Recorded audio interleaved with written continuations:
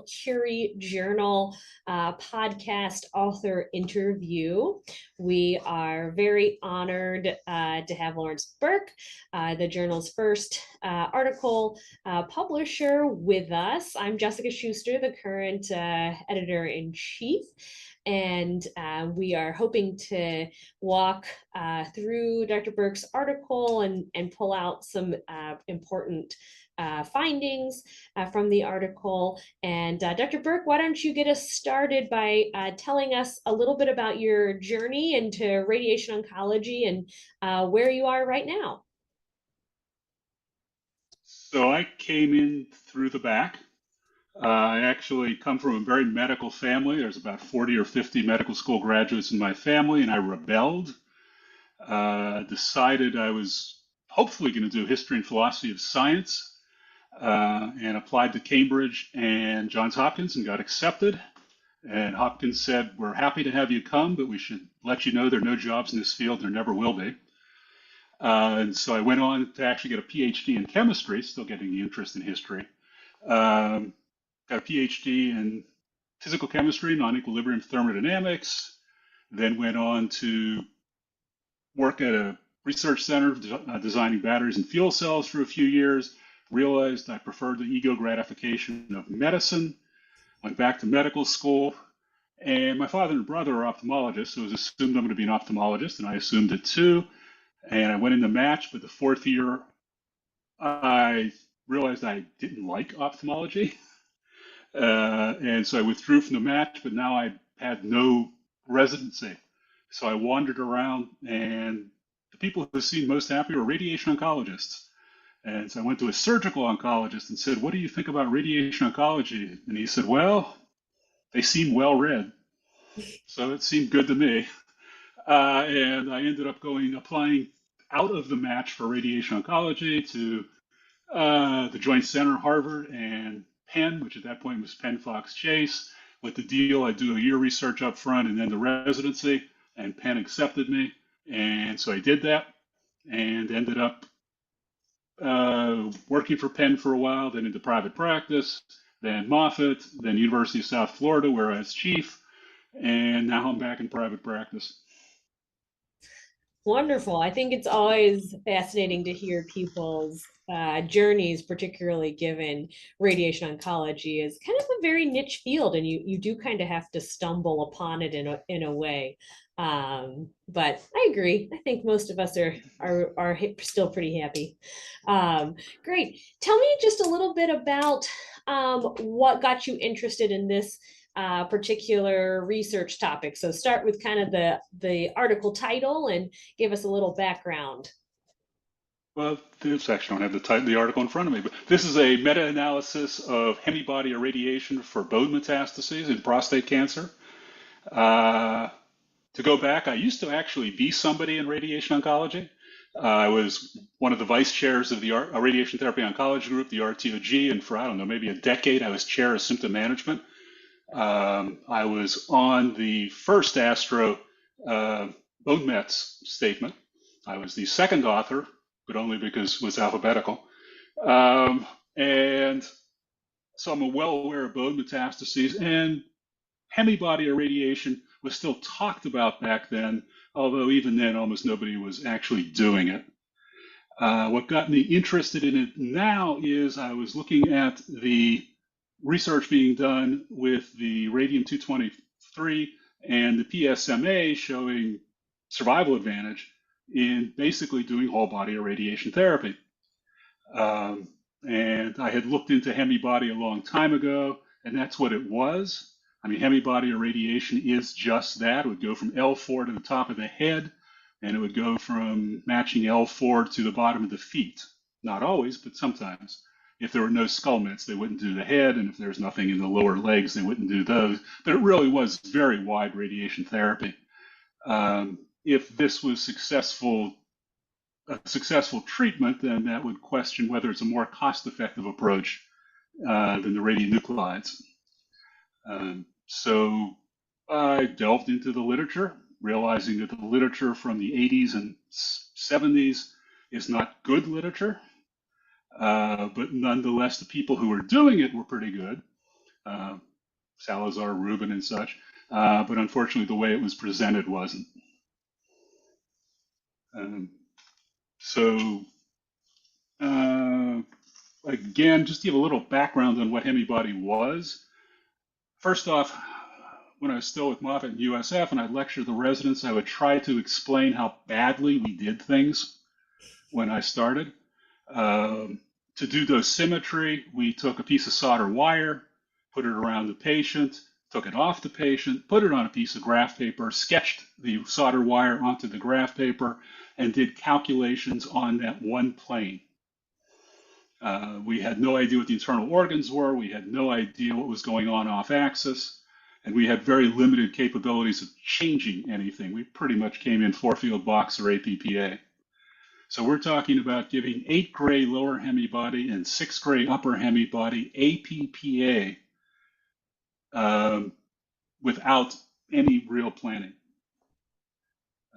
And what they found was they could do it. And actually, a friend of mine who was also very active in the RTOG with me, named Chuck Scarantino, actually gave Hemibody and was one of the original authors in Hemibody in North Carolina and at Rochester, New York. And so he's a co-author on the paper because he actually had done it and I hadn't. Was there a particular, as you were telling that story, was there a particular patient that you've seen recently that kind of reunited your interest in kind of looking at it, or mostly just the radiopharmaceuticals? It was mostly the radiopharmaceuticals. I mean, even if I was interested in Hemibody, I'm not sure I could convince my physicist to do it. Yeah. And so do you feel like based on your review, that you have like gained for your practice specifically kind of a new either, hey, we might try it for these folks, or, based on this review, I think it's something of the past? No, neither of those actually. Um, Clearly, in this country, in this resource-rich country, I don't hesitate to give the radium-223 or the PSMA. However, the radium-223 comes in at about $180,000 a course, and the PSMA, I think, is closer to $250,000 a course. Unfortunately, I believe a lot of the research we're doing does not help out limited resource countries. People talk about doing joint research with them, but the research is still looking at things they can't afford. You can't give $250,000 worth of drug for a 2 to 3 month survival advantage. On the other hand, doing 2 Hemibody treatments with IMRT, which requires reasonable equipment, but fairly available equipment, will cost you about $6,000 in Medicare dollars. So really, my interest was more in perhaps provoking a phase 1/2 or even trial in the use of Hemibody irradiation, perhaps actually focusing on the lower resource countries. As I'll mention in a moment, there was a trial run by the IAEA, International Atomic Energy something Association, I guess, by Salazar, which was on Hemibody irradiation therapy. So it was more that it was worth bringing it back. And I guess actually what also stimulated me with that was the now renewed new interest in what we've decided to call spatially oriented radiation therapy, or grid, depending on how you're giving it. So again, a technique that had pretty much fallen out of the wayside, but now all of a sudden is hot again.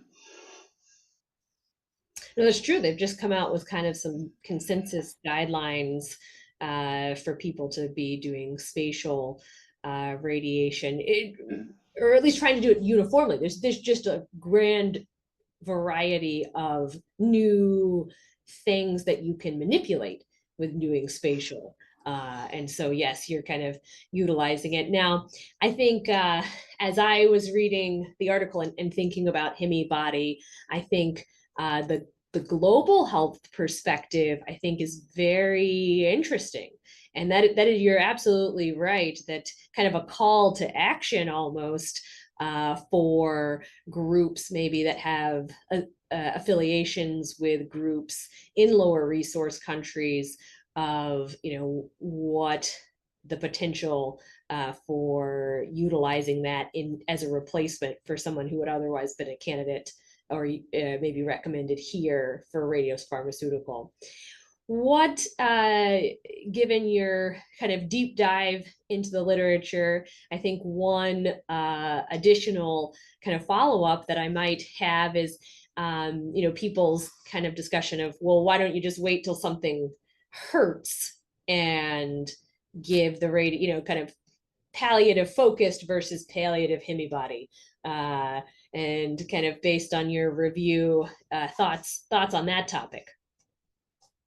Up until the results again of the radionuclide showing a survival advantage, that would clearly be the discussion, and you would be giving the Hemibody in the other cases for widespread painful bone metastases. But with the survival advantage and the assumption that it's whole bone radiation therapy, I think and with our, for oligometastatic disease belief, although I still haven't seen a phase 3 trial, our belief that we can prolong survival with treating oligometastatic disease, it makes sense again to look at another technique to do that. Mm-hmm. Yeah. And kind of our final thoughts from you. Can you give us kind of anything in your specific practice that you've changed based on your review? No. Again, I'm really not utilizing it in this country. Yeah. I mean, it's very efficacious. It had about an 80% 80% overall response rate, 30% complete response rate, which is the same as radium-223. Perhaps it was me, but I could not actually find a palliative paper on PSMA radionuclide, only the survival. Mm-hmm. The toxicity was acceptable in the 70s and 80s, mind you, when we were treating everything from front to back, and all they had was copazine, dexamethasone, and saline. There were no growth factors or anything like that. And more recent studies doing bone only, utilizing IMRT or even 3D, but bone only, have shown minimal toxicity. And what's interesting is that there was one paper, it was actually, I said I'd mention again, the Salazar paper run for the international trial in places like Peru and other places. What they did was they gave 3 different doses, and honestly, 2 of the doses were reasonable doses. One was very, very low. And when you compared the survival in the high dose arm and the low dose arm, there was about a 2-month survival advantage in the high dose arm, which is about the same as the radionuclides.